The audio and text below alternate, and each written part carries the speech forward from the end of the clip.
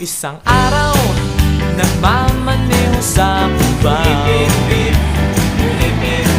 aking nakita, babaeng saksakan ng ganda.